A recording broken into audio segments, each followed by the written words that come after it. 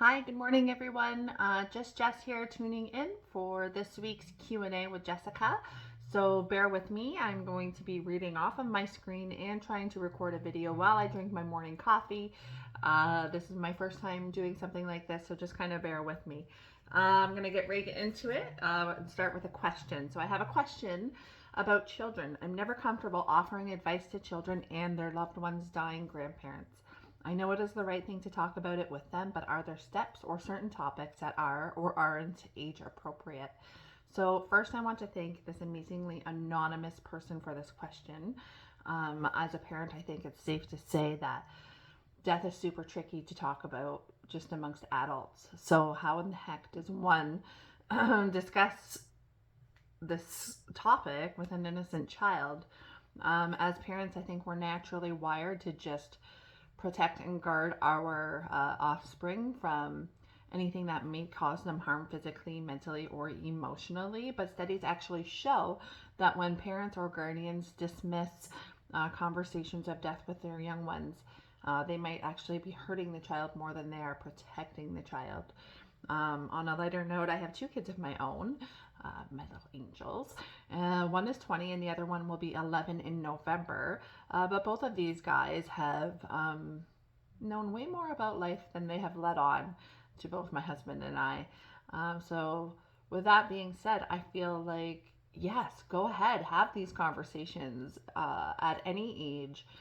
Um, in most cases, I think you'll find that they're very appreciative that they were included in these conversations. You might see them get angry or sad or show signs of confusion, but it's not because the conversation took place. It's because they're starting to grieve and they're showing that they want to grieve. I think it's a great idea with kids to start conversations with them with questions. For example, like, what can you tell me about death? What do you think's happening to grandma and grandpa right now? Um, and from there, you can kind of see where your child is at intellectually or emotionally.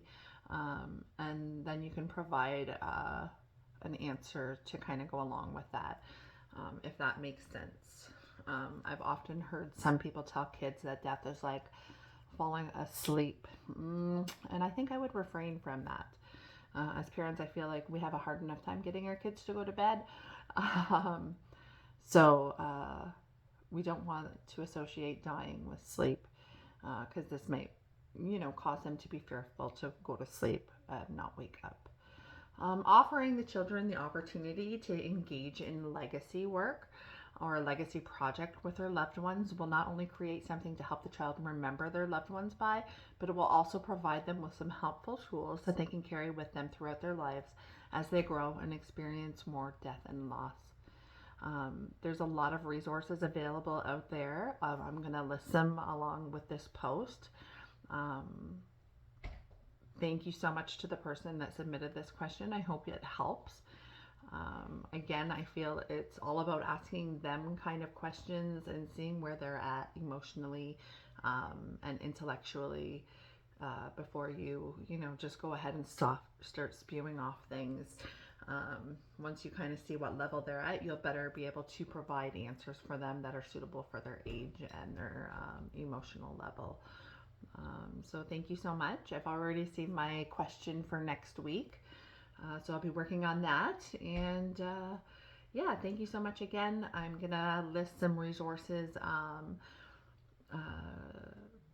in regards to conversations with kids about death within this post.